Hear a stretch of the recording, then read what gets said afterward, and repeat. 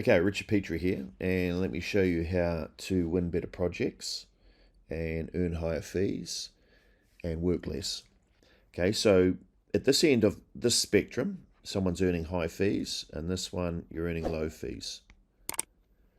Okay, and then at this end of the horizontal quadrant, you're working on projects that you love. These are dream projects, and these projects over here, not so good projects. Okay, so we've got 4 different quadrants you could be in. You could be in love the projects, love the fees, brilliant. We call this Sunshine Island. Or you could be in I love the projects, but I don't like the fees, down here, not ideal. We'll call that the artist quarter, the starving artists. Over here, bad projects, don't like them and don't get paid very well. And over here, yeah, I get paid well, but don't really like them. I mean, at the end of the day, there's only one place you really want to be. I'm really well paid and I love the projects. I mean, this might be all right temporarily, but at the end of the day, if it's not fulfilling, it's not ideal. So why not, let's go for ideal. Okay, so the question now is, how do I get myself to be in Sunshine Island over here? Okay, what you're going to need, well, this is the outcome we need. Okay, so we need high value projects that we love. Okay, we need to be able to raise our fees, high fees, and that's it, basically. The only thing that would make it better would be if we did less of them, right? We did less projects than you're currently doing now, because you're earning higher fees, you can. And ultimately you end up earning more, but you're doing a lower number of better projects. Okay, is that acceptable to you? Oh, good. Excellent. All right, so how are we going to do that? All right, and so we're going to work backwards, right? If that's the outcome we need to get ourselves to here, what is going to have to happen to get us to really high value projects for high fees? Well, from my experience, you're going to need to pick, you're going to need to pick a niche, right? And it's got to be a high value niche. You have to pick a high value niche. Is that enough? No, that's not enough. Oh, my pen is starting to... There's nothing wrong with the device. It's the pen. I dropped it on the floor and the nib kind of broke. So anyway, you've got to pick a high value niche. Okay, now not all niches are equal, right? There are riches in some niches. Okay, so you've got to go through the process of picking a really high value niche. And I'll show you how to position yourself as number one, because what you're going to have to do is become a specialist. You're going to have to be special in that niche, right? People are going to have to see you as special. Otherwise, you know, you can pick a niche, but if they don't see you as special, then no one's going to come to you. So you do need to be special in that niche. All right, so there's a bit of an art and science to picking a niche. One thing you can't do is go, oh, I do luxury high-end residential homes. Because that's so big a niche and everybody says they want to do it. And it's hard to kind of pull yourself off as believably, you know, the best at that. You want to be number one, right? You want to be seen as number one in a particular niche. I'll tell you how to do that in a second. All right, but you can't just pick a niche. So the other one that I hear all the time is sustainable design. I want to be specialist, you know, I want to pick a niche, sustainable design. It is a niche, and so is luxury high-end residential. The problem is there's so many people packed in saying that's what they want to do, that it's like saying I specialize in food. You know, I mean, you can have what sort of business do you do? I do food. Or you might even say, you could narrow it down and go, well, I do bread. Okay, well, there's a lot of people do bread, right? So you need to be more specialist than that. It needs to be just chunked down. Okay, so you're going to pick a niche. You need to be the specialist in it, need to be number one. How are you going to do that? Well, you need to be able to get high value results for people. Okay, now you can claim you're a specialist, and that's fine. But really, you need to be able to get high value results for them. How do you get high value results for people in a particular niche? Well, you have to know high value problems. You have to know what high value problems people in that particular niche have, right? And then when when you know the high value problems they have, you need a solution, right? A solution that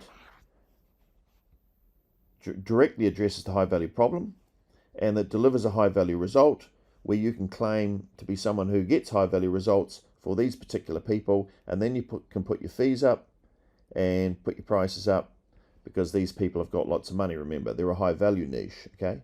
And then you need to be known. So it's not enough just to have a solution for a high value problem that delivers a high value result for a high value client. You've got to be known for it. And this is where your marketing comes in. And so, unlike most people, when they think of marketing, they think of selling. And the problem with selling is when you're selling high value professional services, selling that can work, but it's not. You know, you don't want to be seen as a salesperson, because the perception is, well, if you have to sell yourself, you have to run ads and sell yourself, then you can't be, you can't be very good. Now, you can still do selling, but it's not the best way. The best way is being education. So we sell indirectly, I suppose. We're still selling, but we do it through education rather than through blatant, obvious selling, right? So what might that look like? It might look like articles. It might look like you being interviewed. It might look like you being in the newspaper or in publications.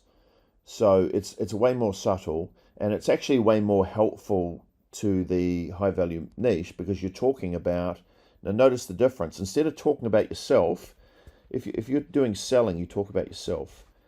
When you're doing education, what you're doing is you're actually talking about people's problems, right? When you're doing your education, and it makes all the difference. Whoever educates the market owns the market, in my opinion, and my experience, and the experience of everybody who does this. Whoever educates the market owns the market. Why? Because when you get known as someone who solves expensive problems for people in high value niches, then people come to you. And not only they come to you, but they come to you expecting to pay high fees, right? And they expect that you're a bit of a specialist and you'll do it your way, so therefore you can do it on your terms. And that's another big thing, is on your terms. No? There's a thing I call client control, which is around part of the, having great projects is your ability to control the client.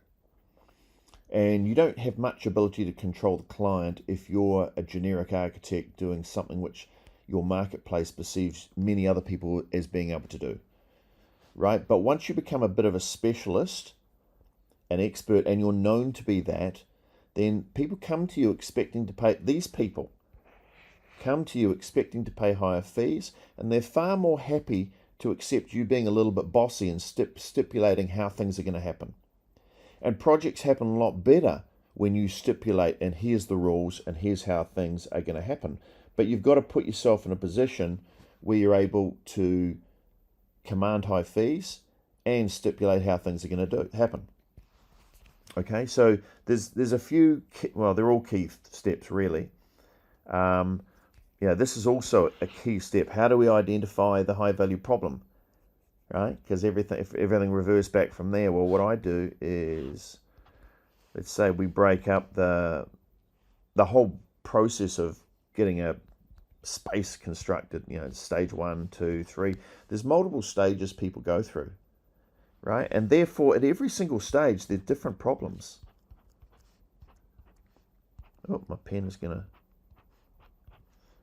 There's different problems at every single stage. So it's about identifying which of these problems are the hot ones and which are the ones that are going to be great topics up here. Okay. So this is no different if I was being a heart surgeon.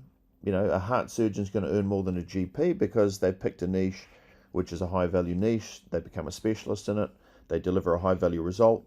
They keep you alive. There's a high-value problem. Your heart's not working. They have a solution. There's a certain procedure that they run. And they get known for being... It's a bit easier to be a heart surgeon than it is to be a specialist architect, because if you're a heart surgeon, there's probably less of them. There's only a limited number of them, and they're usually in demand, because supply and demand, there's usually less heart surgeons than there are hearts having problems, right? And they get referred by other GPs. They get referred by other doctors. Whereas you're going to have to do a slightly different thing. You're going to have to do some marketing and promotion, mainly educational based, I'm going to suggest, through a number of different sources.